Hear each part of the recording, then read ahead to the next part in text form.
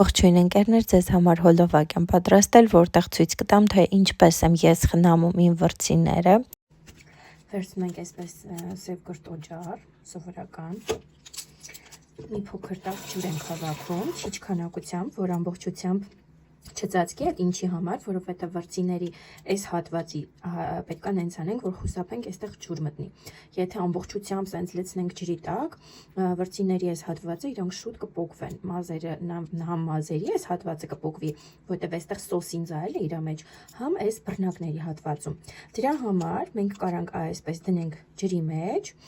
ու ես հիմա հերթականությամբ ցույց կտամ էլի, ինչ նայեք, եթե վրձին ինքը կլոր վրձին է, մենք կլոր շարժումներով ենք իրան այսպես շարժեցինք եւ էլի այնքան հատվածը, որտեղ միայն վրձինի մազիկներն է, լվանում ենք ջրի մեջ։ Տեսակ, որ այս տարայի հատակին, որ իր վրձիների համար է նախատեսված լվանալու, ինքը տարբեր ձևի գծիկներ ունի, ու երբ որ ես այսպես լվանում եմ, ինքը մազիկները խորքային լվանում է։ Եթե պետքա, կարանք այսպես նուրբ շարժ